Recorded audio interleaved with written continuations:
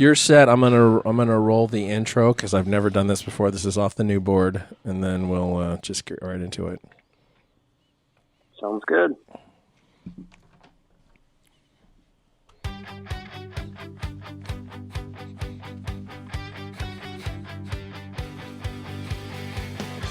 You're listening to 50% Facts, the show where we try to answer specific questions on an individual topic, and then at the end we bring in an expert to give you the real answers.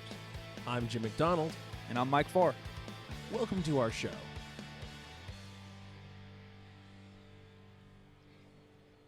Wow, I feel so official. I don't really like listening to myself. Welcome. We have Cale Beck with us today.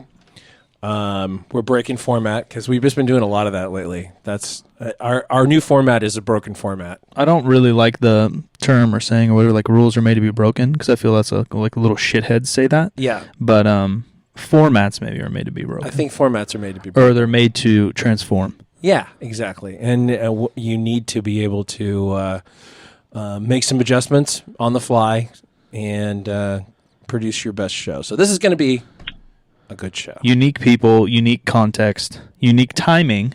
Yep. Someone who's been in the game for a very long time. I remember when I first started finding out what real strength training was about, probably about 10 years ago, I guess.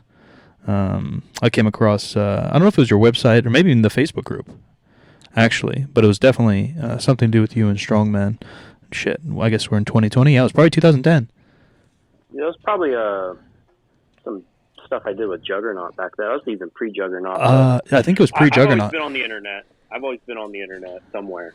Yo, what was the first internet content you were creating? Like just blogs, you think?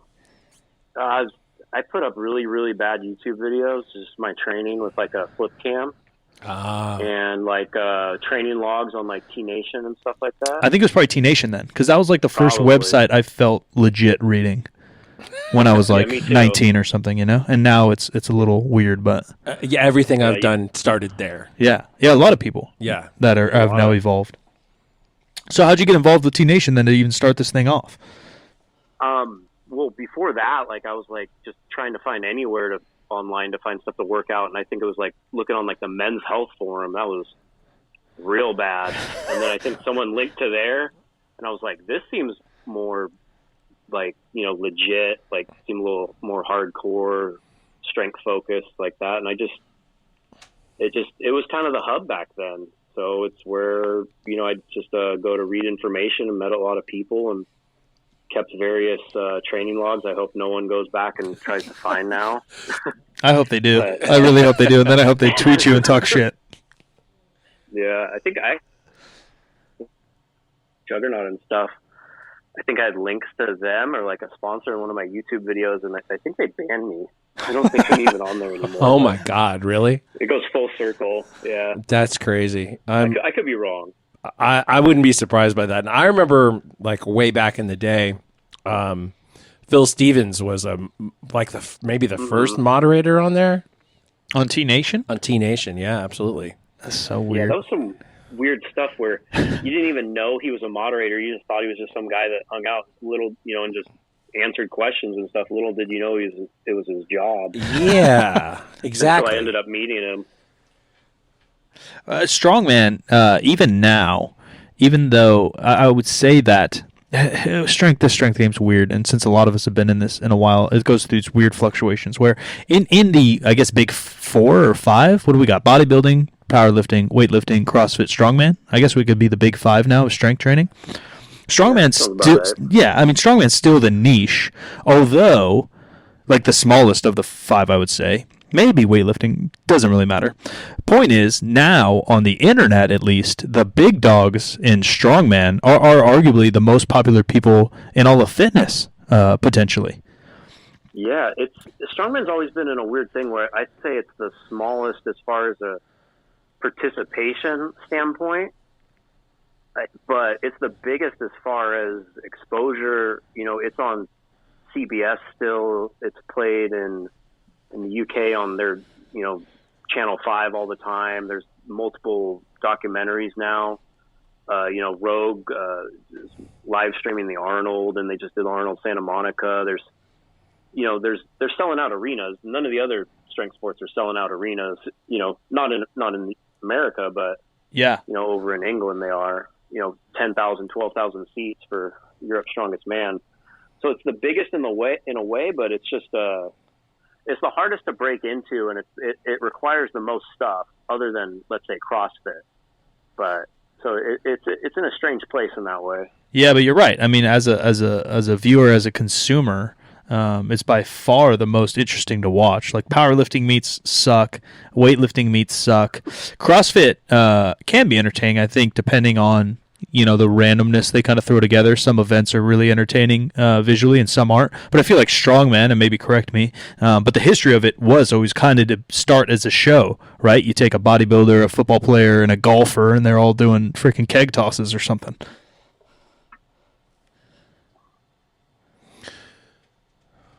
Something's going on right here. Do we have audio issues? Yeah, you're coming in really hot. Yeah, no worries. For whatever reason. Stand by. We're doing some audio issues here. We're trying to figure it out. I can hear you now. We got newfangled equipment. Yeah. Yeah, I can't hear you, Jim. You can't hear me now? No. But if it's recording, I can figure it out. Yeah, it is recording. Yeah. You can't hear me at all, huh? Nope, not through the headphones. All right. That's nuts. But I can deal with it. Now can you hear me? Nah, very quietly and scuffed. It is all scuffed. That's what I'm concerned about right now. Yeah. Do you think it's scuffed in the recording, though? I'm afraid it is. I can't tell. Technology Jim, sucks. it's weird. It's like the levels keep going up and down for my audio. Yeah, and they're not going up and down for me is the problem. Like, they're super hot, but there's no... Like, I don't seem to have any control over what's going on. Huh. Which is weird. Yeah, like I could hear everything and then not. And then everything. Yeah. That's nuts. I wonder what's going on with that.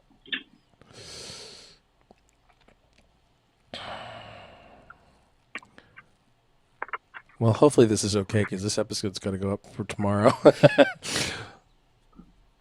I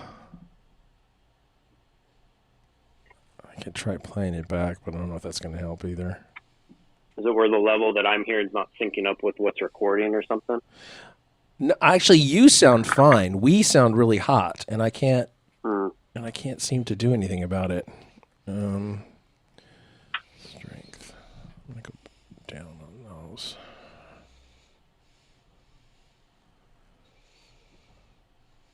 I'm always happy when it's not on my end.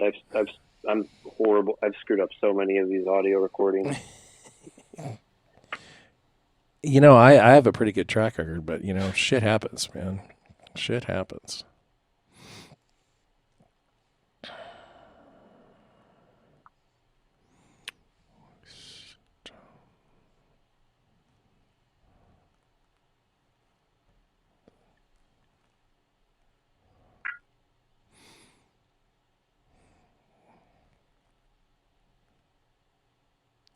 I did have a successful test of this, but oh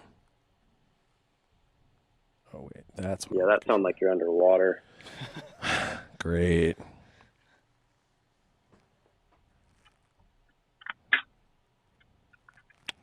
Did you ever do the FaceTime audio where it's like through where I answer through like my computer? Does that work any better?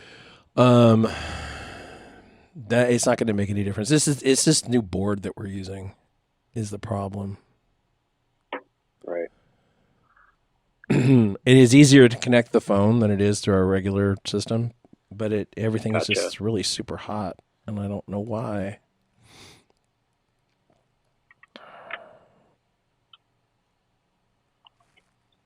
Don't know why at all. See, I'm talking right now, and it's there. And now it's showing up. It looks a little less hot now. Yeah, a little bit. A little bit. It looks more delayed too. Yeah, I think it is a little bit more delayed, to be honest. Okay. I hate technology. Yeah, me too. All right, let's just roll on and figure it out and hope for the best. That's what I'm going to do is hope for the best.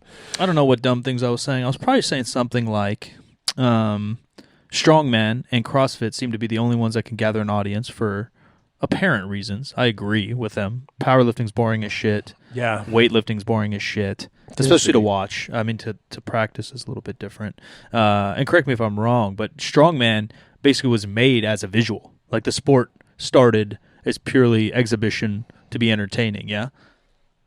It did. It's there's always like old strongman feats, which was basically circus acts, which again was entertainment. But World's Strongest Man was a TV show first, and it spawned a sport off of it, Right. which is the opposite of most sports. So it's set up to make feats of strength seem visually appealing and more relatable to average people. No one can tell what a 600-pound and 800-pound deadlift are, but if you put an extra pair of truck tires on them, it's heavier, right? So that's basically how strongman's set up. It's the best thing going for it, and it's the worst thing against it because it makes it seem superhuman and larger than life, which makes people think that there's no way they could do it. But at the same time, it's why it's cool and why you'd want to do it. Yeah, I think at the level we're at now, too, where the talent pool's grown, it is superhuman. I mean, if you look at the top 5 freaks in the world, like they're literally the size of NBA players plus muscle. Like it is highly intimidating. Luckily, they're all super nice guys, and obviously all of us have met many of them, and they're cool. But you're right. It's like, I don't know, actually. It's just weird psychologically, too, going on the point you are. Because people watch LeBron James play basketball, and they still want to go play basketball. But I could easily see a regular person seeing Brian Shaw chuck a keg and be like, nah, I don't really want to do that. I can't keep up with that monster. Yeah, but, you start to play basketball just because, it's fun. And I think you do it as a kid, and you probably have that little bit in your head that, maybe I can be that good or whatever. Where, strongman you're going to generally get to once you've already played other sports. Or man, I get a lot of teenage kids saying, I want to try to do this, but I want to see if I could go pro within a year. And it's like, okay, Yeah. this sport's really hard. There's other than those top 3 guys who are now probably making a pretty decent living at it. Yeah. There's not a lot of benefit, especially compared to other sports, how much it tears your body up. So you better fall in love with being an amateur first if you ever want to be pro, because that's the only reason you're going to keep doing it that long. It's something you have to like to do it. You have to be a little off. I think you can do it in a healthy way, but for the most part, it's painful. A lot of the training I did, and that's what I loved about it. You have to like that to some degree, but You have to be a little bit of a masochist, is what you're saying. you really do. I mean, you want to put a couple times your body weight on your back and try to run as fast as you can with it. It doesn't feel good. How could it, Right. right? Yeah, these are weird sports, too, just because of obviously how the human body works and adaptation. Like, you literally can't rush it. Like basketball, I mean, obviously you can't go to NBA and rush it, but like, if you could spend infinite amount of hours playing basketball and get better. Like you can shoot free throws for 10 hours straight and still improve. You can't do a yoke walk for more than half an hour and then you start to not improve, right? You're going to get too banged up. I made up the half an hour, but you know what I'm saying. Like a certain amount of time. Like you can't do 3 strongman sessions a day for for every day and try to get better because you're going to explode. Yeah. You're not going to last very long. And Mariusz Pudzianowski trained like twice a day, but that's a whole other, just look at him. And the sport is very different then. It was more speed and endurance. But that's one of the biggest mistakes everyone makes is they try to train all these stuff too heavy. And if you talk to almost anyone, they don't do, we stay below 70, 80% of contest weights for most of the training. And you train those kind of events for speed. Because then you can get more overall volume. If you're doing, a contest weight yoke and, heavy Atlas stones every week, you're not going to be able to train in 2 days, So you have to train them lighter, and they are speed events, and that's where everyone gets mixed up. And, when I'm training people, they're like, why am I only doing this? It's, it's just it's hard to get that into their head, but it's so you can do more overall volume over the training cycle. I mean, it's the same. It's just sub-maximal training. And it really works well for strongman with something where, any amount of volume really tears you up. But, people are slow to adopt that. But, the smart ones do. So how did you get interested in this masochistic sport? It was actually funny enough. We'll circle all the way back to T-Nation. I saw a training log from someone who had just got done competing at World's Strongest Man under 105 kilograms. So that's 231 pounds. And that was considered a lightweight back then. Mm. And I was like, oh, well, that seems more attainable. Again, it seemed more relatable. I'm 5'7", and I weighed, 190-ish pounds back then. So I was like, if I trained really hard, I could be, I could get up to like 220 and jacked and strong, like if I really tried. So after that, I just spent the whole rest of the night just Google searching. I don't even know if it was Google back then, but probably Yahoo everywhere I could. Yeah, it was Ask Jeeves, and just looked everywhere I could. I found, I think it was called North American Strongman. It's now Strongman Corporation. It's one of the major sanctioning bodies in the United States, the only one back then. And I looked at past contests, and I saw that there was one in Santa Cruz, California, which was, right near where I grew up. And then, I went deep. I looked at the competitors list, and I found someone that was in Santa Cruz and tried to find them. And then I got his email from the promoter. It was Evan Hansman. Oh, yeah. And we set up a date to go meet him up in Scotts Valley. And then I drove up there, and there's a park, and there was just nothing but like giant truck tires, tractor tires, and like stones up on a wall as you drive amidst like all these redwood trees off the 17 in Scotts Valley. And then, I just go and there's this, guy who's 6'6" with, a shaved head and a big old beard. And he looks at me, he's like, so you want to do strongman, huh? Huh. 'Cause I was, 5'7" and kind of doughy, 190 pounds. And he's like, all right, I guess we will. And I don't think I've ever been more beat up than I was that next day. It was horrible. But then I drove an hour and a half every time I could from there until I bought all my own stuff, But yeah, it wasn't close. It wasn't accessible. But it's just something for whatever reason, I decided I wanted to do, and I just loved doing it and kept doing it. I wasn't very good at it for a long time either. You got very interested in beginners at some point, all right? And your business now is Starting Strongman, right? Mm-hmm. Yeah. So why I made the website Starting Strongman is, as I started to grow in the sport and people were asking me questions, I got on Instagram before, most lifters were. And so you get a little bit of a online presence, at least by strongman standards. And people are just asking me how to start. And I knew how hard it was for me to figure out how to get into the sport. So I'm like, there's just like, once you're in it, everyone knows like, oh, this guy lives over here and he has this, or, this guy puts on this contest every year in this town.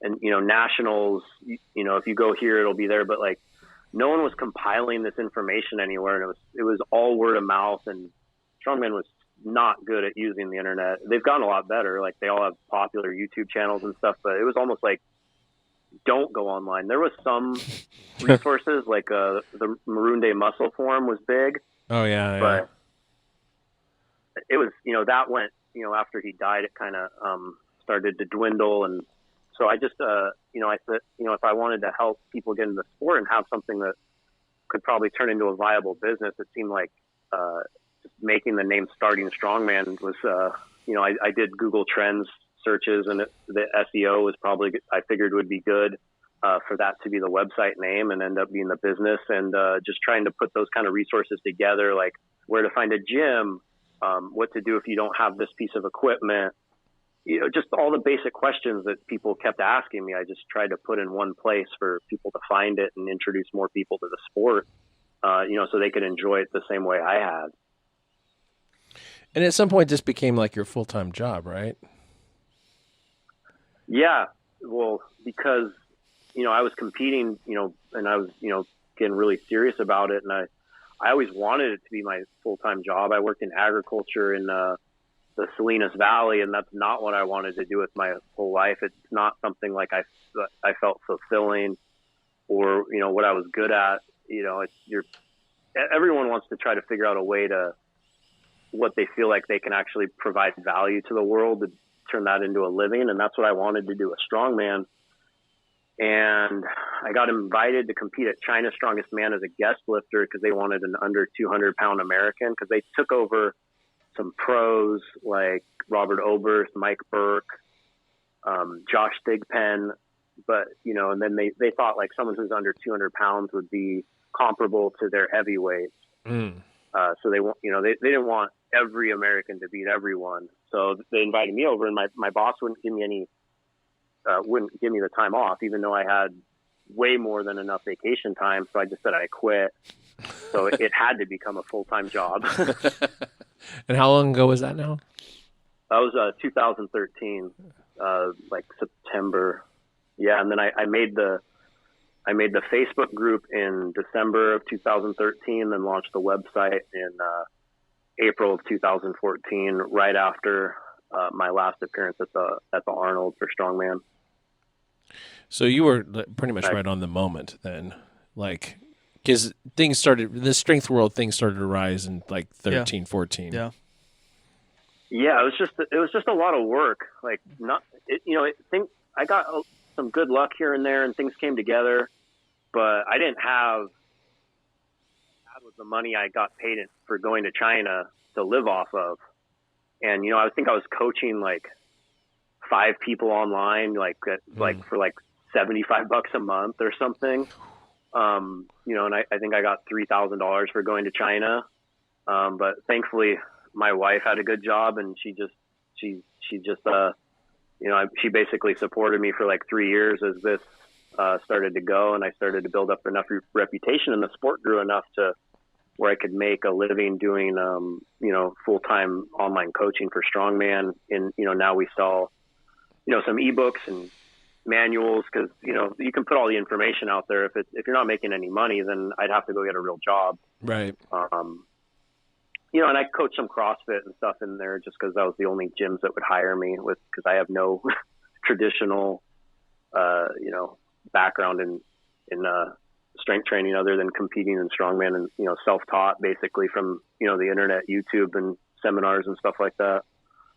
Yeah, but that's a lot of it now, Like, there's obviously these PhDs in nutritional science and exercise science that are getting great information, but some of the best powerlifting coaches, Strongman, and probably even Olympic weightlifting have no real traditional background. Even some of the best CrossFit coaches, potentially, like, because it's that group of people that were probably on T-Nation sharing ideas, and I was similar to you in like 2009 to 2014. I literally just read every single article, video, and not even, there weren't even podcasts, so just videos and articles that I could on the internet from anybody I thought was even semi-legit, let alone the hours of coaching yourself and putting your own time in the gym. But that's the only way you can really learn any of this. Because I got a certificate, I got a NASM certificate, but they don't teach you nothing.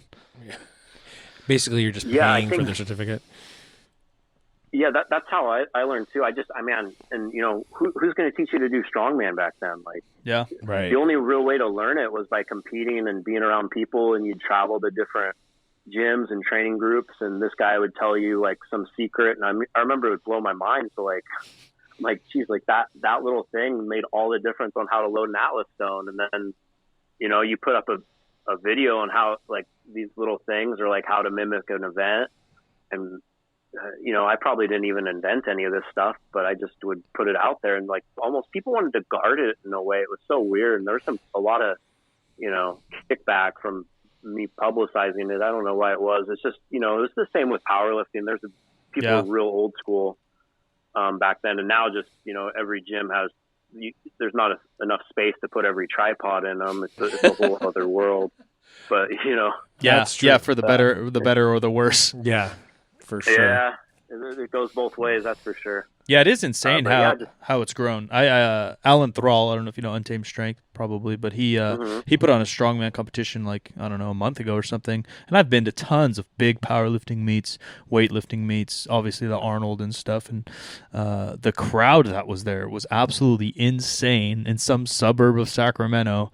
I don't know how many people, over 100 for sure. His gym's pretty big now, and it's absolutely packed for this backyard strongman. I don't think it was like any qualifier or anything. I think it was just a backyard strongman meet. Local meet. Yeah, it was wild. There's like two or three different ladies weight classes, 2 or 3 guys weight classes, probably over 50 competitors, and yeah, probably hundreds of viewers. It was wild for me to see, because like we said, like it's most popular sport perhaps because of ESPN, et cetera, but by far the least amount of people actually participate in it.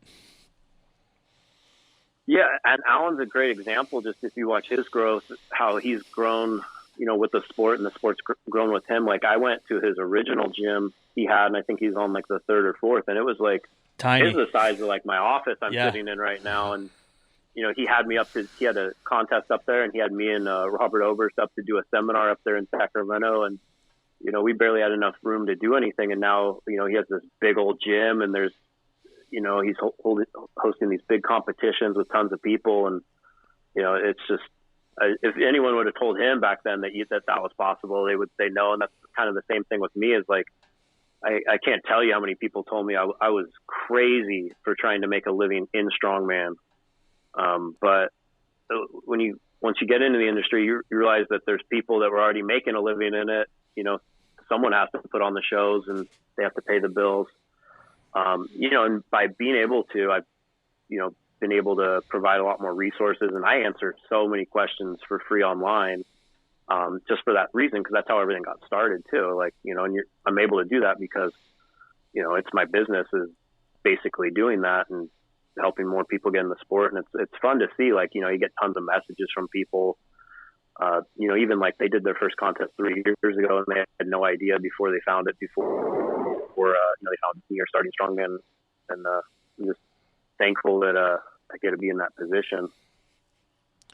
You so you started the Facebook group, and like, what was that like at the beginning? Like, how many people were you pulling in on a monthly basis, and like, when did it start to really grow? Quick, because I had it grew pretty quick, because like it was needed, and I like, ideally I would have had it started another forum, but by then, forums are dead. Right. And I tried. I had a forum on my website forever, and it was like me and me. There'd be like some comment here and there, but I think there was like 1,000 people pretty quick. And then, it kind of just grew with the sport. Nothing I've ever done has been like some huge spike. It's all just been just grinding and just get just enough to, keep growing and survive. But I had started some other like strongman based Facebook groups before. Like, I started one just for lightweights, because I was competing as a lightweight, which was under 175 pounds. And that was like pretty much a new division back then. So I just wanted to like get everyone connected and raise awareness of that. And I actually had, because I used the name that the Federation trademarked, I actually had to give them control of the group. But anyways, so once I did that, and I just put all, I had plenty of time. I didn't have a job, so I just did that all day. Didn't have clients. And I'd have to go back and look, but I think it got, 5,000, 10,000 members pretty quick. And it kind of stayed right around there until this past year. Everything really exploded with around 2016 is when Strongman started to explode. We had Eddie Hall, he's just promoting everything so much. The 500 kilogram deadlift just brought all these eyes into Strongman. His Giants movie Live, they started to put, a kind of more of an online presence with that. They're trying to sell pay-per-views to watch him deadlift 500 kilos. He won. He had the documentary. We had the Born Strong documentary. Hathors and Game of Thrones. Like, there's just a lot of media putting eyeballs on the sport. And then when they, someone sees a little bit of that and they go, oh, how do I get started? There's a good chance they're going to find, starting Strongman. So, I've helped build it in a lot of ways for that, by having that base, and, the big guys doing all the big stuff is, trickled down to me, of course, too. Yeah. It seems like some of those guys, around 2016 it seems like some of those big dogs, because the they probably thought similar to you and other people that you can't really make a living in this sport, and a lot of them did have jobs probably up until 2015, and then now all of them are some of the biggest YouTube channels, some of the biggest Instagram pages out there in fitness because of not only their feats of strength but the content they put out. People want to see freaks do freaky things. Same reason why they want to watch the competition. Now people are watching on the daily, and it was just a little bit later than maybe powerlifting, even though it is bigger. But powerlifting, kind of YouTube and stuff, started to take off 2012, 13, 14. Bodybuilding's kind of always cruised along, but it seems like Strongman, like all those guys on Instagram have millions of followers. It's insane.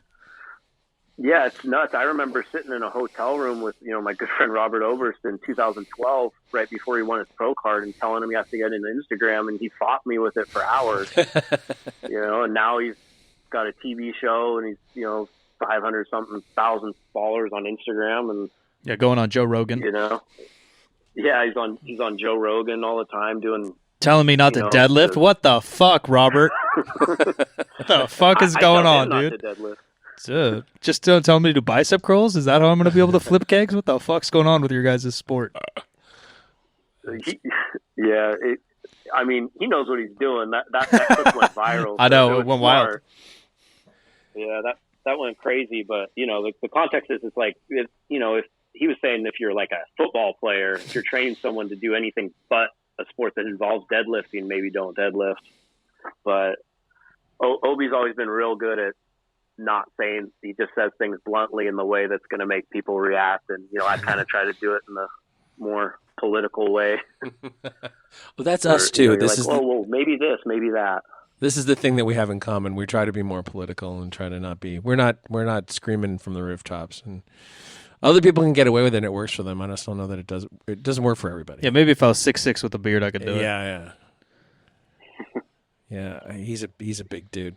So, what was it like then, kind of managing that group? And because like one of the problems with the online forums is that people are just fucking awful and can be awful, and unsupportive, and be so particularly new people can be so bought into a particular point of view that they can't see the forest for the trees. Like, what was it like to manage that? You're talking about like not being, you're talking about being more political, more, kinder. So what was that like? It's tough, keeping, now 25, maybe it's up to 26,000 people, not ripping each other's heads off online is tough, but it was actually harder in the beginning, because you're trying to establish like what the group represents, what the whole community feel should be. And I've been on the internet since I was born. Like, I think, basically, so I was in plenty of forums and stuff. And so you get to see kind of how things can devolve very quickly. And what I found is it's always from like one or two people just stirring up shit, So I was definitely more lenient when I was starting with people, but now like I can spot it a mile away if someone's that person and they just don't care and whatever, and they're just going to cause problems, and they're gone quick. Fan hammer. Real quick. I don't, for better or worse. And every now and then someone will message me and they'll be like, hey, I was drunk, I was this, and I'm, usually I'll ignore it, but sometimes I'll let them back in. But what I found is I just ignore those too, because you start to talk to that person, and then all they start to do is just say why you're awful and like how I don't know anything about Strongman and this, like right away after you like delete a post or removing them. I'm like, okay, like, if the person doesn't respect me, I always tell them, I'm like, you're free to say whatever you want on your own Facebook wall. It's your own problem if no one's going to see it. But yeah, it's just, I think you really have to just set a clear narrative on what's allowed and what's not allowed. And you got to be real strict about it. I mean, it's like managing children a lot of the time, but there's some good people too. And you can't make it so bad. Like, there has to be a little bit of ball busting. But yeah, you just have to stay. And I think it comes from the top down. And one of the other problems I see, like, I don't I only have like one or two other moderators or admins. As I've seen over the years, you add someone like as a moderator to a Facebook group. Now they feel more important than everyone else in it. And they start, cracking jokes on people and belittling other people. And so I've just been real cautious on allowing anyone else than myself to have much involvement. And, that's definitely put a lot more, workload and strain on me. But, it's going strong. Like, it's been around 6 years. We just had the Super Bowl ad, which was crazy. Yeah, that was going to be my next question. Yeah, I figured we were going into that. Yeah, how did that come about? Just like everything, you get some weird message request on Facebook in your other folder that seems like spam, and someone's going to lock you up in a trunk if you actually go and meet them. But every now and then, those things end up being legitimate, and that's exactly how it happened. Is I just had a random message in my message request from some random person saying that they wanted to cast me for Facebook for a commercial, and if I had time to talk to them. And I did, probably dozens of phone interviews. They ran a background check on me. They had to do this one. I thought, once they told me they were doing this, I thought there was no way. The guy called me and he said, so we ran an internet search to see if you've ever put like anything bad out online, like that wouldn't go, that they'd be ashamed of, like that they wouldn't want coming out, someone who was associated with Facebook. And he's like, I have some tweets for you that we don't like. And I was like, oh, and he's like, can I read them off? I'm going to read them off to you, and you might want to go and delete them. And I'm like, oh, what's it going to say? What's it going to say? And it ended up being like such nothing. There are like 5 of them. I'm like, man, you need to hire some new people, because it was just like Joey Diaz like retweets I did. I'm like, I didn't even tweet that. I just like liked it and retweeted it. It's just like, but and then so it ended up being legitimate. I had to sign all kinds of things, and they flew me to Los Angeles. I actually went the first time, and they canceled the shoot in the middle of my flight. And Monterey, California, Los Angeles is a long flight. So I just went right back, and we rescheduled it to. And then I wasn't very happy when I landed, and they still wanted me to do it after I yelled at them. And then got some other people from the group involved, like Anthony Furman, who's on the Titan Games, Brittany Diamond, she was front and center on it. She's a pro strong woman. And, then they had that. I actually ended up doing 2 of them, one on Friday and one on Sunday. And it just keeps popping up. It's really weird to see, your face and the business you've been created, like, plastered everywhere over social media and all these, it's playing on everything, like Hulu. It was the leaderboard ad that auto played on YouTube all Super Bowl Sunday, and I go on YouTube to like look at my clients' videos, and I keep checking, and I keep going, and I keep seeing my face before it disappears. I'm like, it was interesting, but man, it's a good position to be in, because, I can't even think of like how much money they put behind that ad campaign. And, the funny thing is I've never bought a Facebook ad. So I have. Everyone tells me I need to use Facebook advertising. I think I did it once. Like I spent like $20 on it, and I didn't like it. And I just decided it's not something I'm going to do. But, the Facebook paid to advertise for me, I'm happy it happened. It's just, there's no real rhyme or reason why it happened. But I think what I've done this whole time is anytime there's been any sort of opportunity, I've made sure to try to see it through. And a lot of them go nowhere, but you have to be open to them, especially in such a niche sport, and, like niche of a niche of a niche, like Strongman is. If you don't jump at any little thing that can happen, that nothing's going to change. You're just going to keep doing the same thing. Anything crazy happen over the last 2 weeks then? Was there a crazy spike or anything in on the page? Yeah, there's been like a 10% growth in members.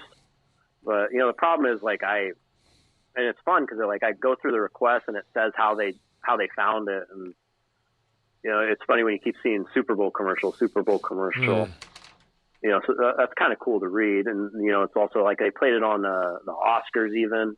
There wasn't very many that said the Oscars. I don't think that's the target audience for Strongman, but, they played it during UFC 247, and there was a lot of those. That's a, pretty linear kind of group of people. But, it's been good for ebook sales and, all that stuff. So, had a good month, and it's always nice. I just moved across the country, so once you get done moving, it's nice to have a little cushion after all those expenses. I was going to say, yeah, you moved to Tennessee, right? Man, I just can't afford to give my son the same kind of life I had in California. I grew up on like a 60-acre horse ranch, just running around with dirt bikes and quads and stuff, and then the only house I could afford. Like Strongman pays my bills, but it doesn't pay the bills. Yeah. Like I make a decent living, but California's crazy, and I was just living in town, and it was driving me crazy. It was driving me nuts just seeing people walk by my house. I've always enjoyed living in the country and looking out at trees, and when your job is 100% online and remote based, you look at where's cheap to live that you could tolerate to live, and just been looking all over pretty much since we bought our house in California 3 years ago, because that's not how I wanted to spend the rest of my life, and decided to move over to Tennessee. And so far so good. I mean, it's not sunny every day. It's 68 and sunny every day, but as you both know, the sunshine ain't free.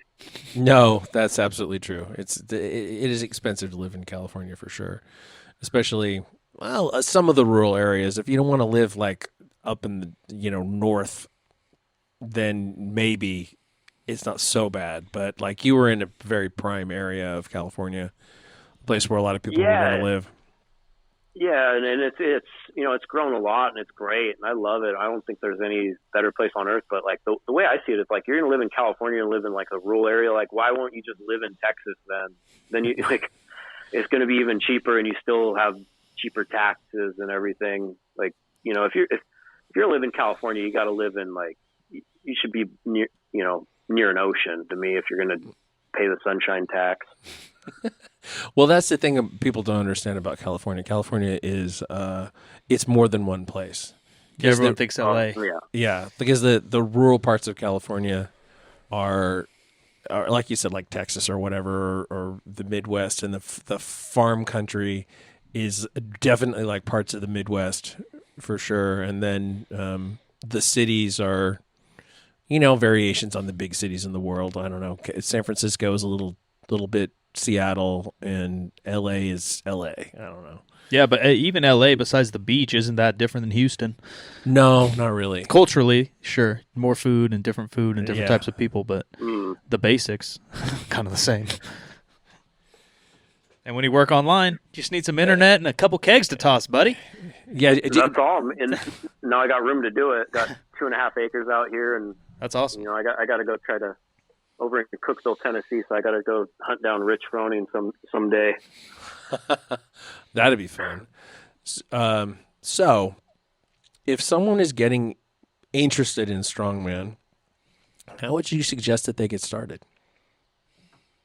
The first thing they should really do is you need to find a gym that has Strongman stuff. I wrote a book on how to train Strongman in a regular gym. And I did that just because it's such a common question. Mm-hmm. But the first thing I say, and like, if you have access to a gym, I drove easy an hour and a half one way to go.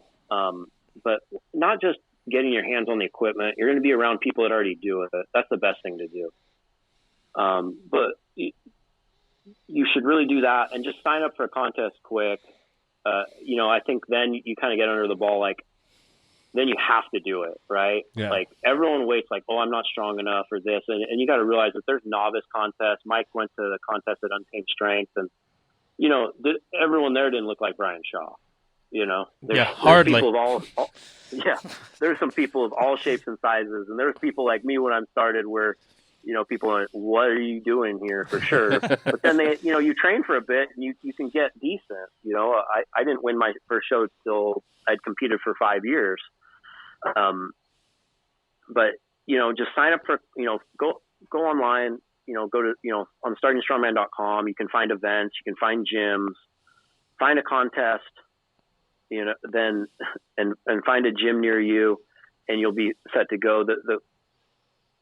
And even if you just go like once a month to train events and the place is 2 hours away, it's worth it. Like if I lived back where I did and Untamed Strength was the only place near me, 3 hours away, I would have done that. I would have been up there at least once a month if I was still like into it. Like when I started, if there was a place that had everything like that. I drove to Sacramento before to train just for fun. That's part of being 23. Take advantage of it while you can.